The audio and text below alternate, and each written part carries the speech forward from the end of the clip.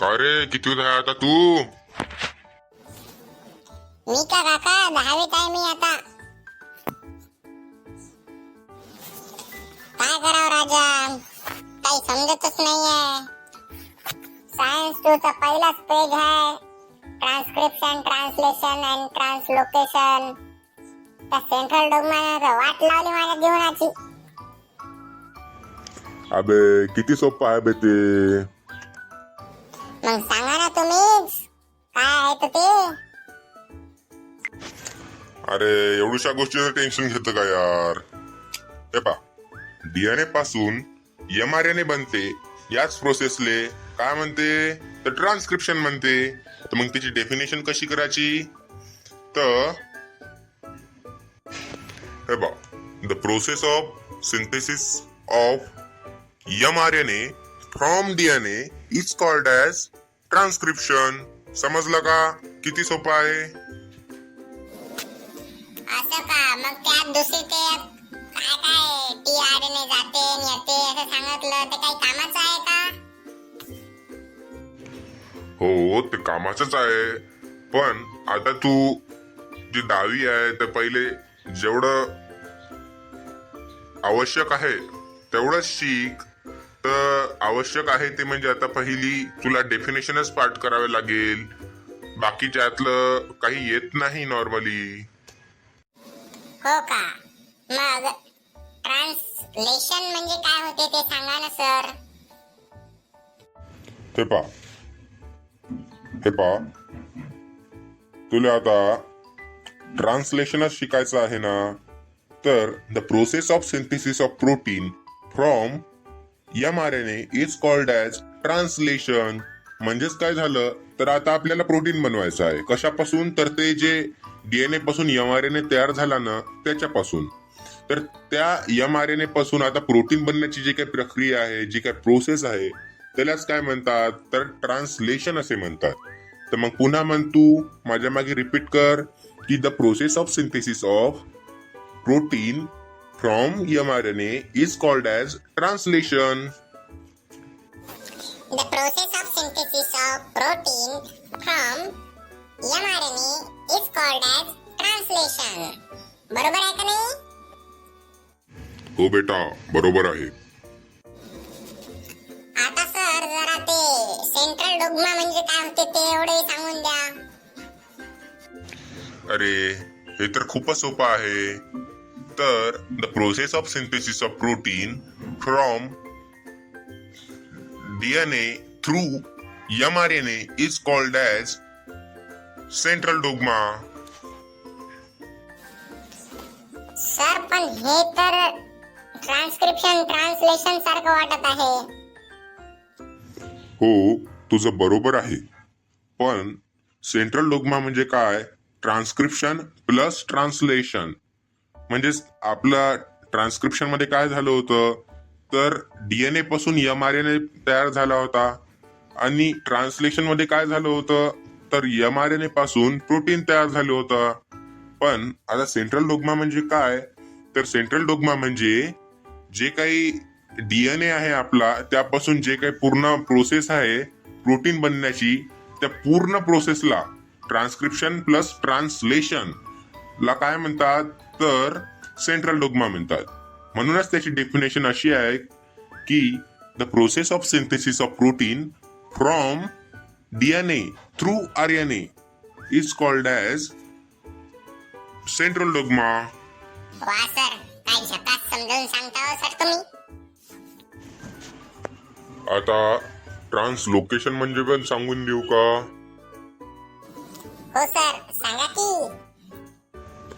मग आता ट्रान्सलोकेशन मध्ये काय होतं, एमआरएनए तयार झाला होता ना डीएनए पासून ट्रान्सक्रिप्शन या प्रोसेसनं, तर ते एमआरएनए सेलच्या आतमध्ये न्यूक्लियस असतो ना, तर त्या न्यूक्लियस मधून ते सायटोप्लाझम मध्ये बाहेर येतं. एवढं समजलं का. हो सर. मग आता तोच एमआरएनए आहे ना रायबोझोम नावाच्या एका पदार्थाजवळ येतो. ते सुद्धा सेल मध्येच असतं, आणि ते सेल मध्ये जे रायबोझोम आहे ना, तो रायबोझोम त्या एमआरएनए हे एक धागासारखा असतो आणि रायबोझोम एका मण्यासारखा असतो. जसा शिवण कामाच्या दुकानात पाहिला असन तू, एक धागा असतो, एक मणी असतो आणि तो त्यात वळला जातो. समजलं का? हा, आता समजलं सर. मग तोच मणी त्या धाग्यातून जातो ना, तसंच तो रायबोझोम नावाचा पदार्थ काय होतो तर त्या एमआरएनए मधून ट्रान्सफर होतो एका टोकापासून तर दुसऱ्या टोकापर्यंत. म्हणजे वन एंड पासून तर त्या एमआरएनएच्या दुसऱ्या एंड पर्यंत. मग त्याची डेफिनेशन कशी बनवायची तर the ribosome keeps on moving from one end of mRNA to another end of mRNA is called as translocation. म्हणजेच काय झालं तर तो रायबोझोम एमआरएनएच्या एका टोकापासून तर दुसऱ्या टोकापर्यंत ट्रान्सफर होतो, प्रवास करतो. त्याच प्रोसेसला ट्रान्सलोकेशन असे म्हणतात. आता पूर्ण कन्सेप्ट समजला का? हो सर, आता पूर्ण कन्सेप्टच समजला सर मला. मग आता प्रश्न विचारू त्यावरचे. हो सर, विचारा सर. मग the process of synthesis of mRNA from DNA is काय होतं? सर,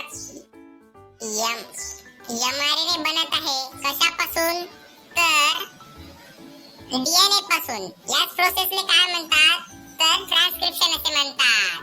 म्हणजे the process of synthesis of mRNA from DNA is called as transcription.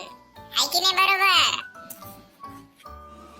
त्यानंतर the process of synthesis of protein from mRNA is called as translation.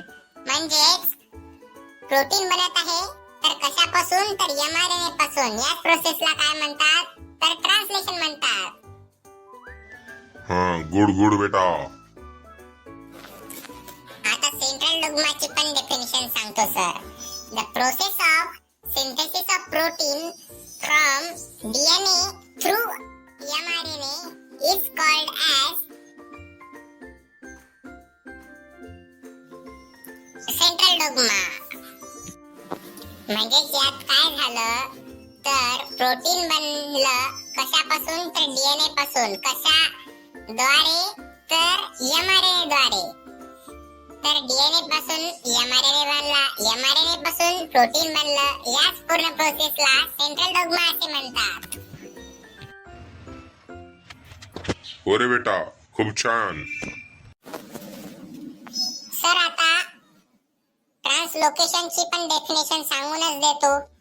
तर ribosome keeps moving from one end of mRNA to another end of mRNA is called as translocation. म्हणजेच काय झालं तर एक ribosome नावाचा पदार्थ आहे.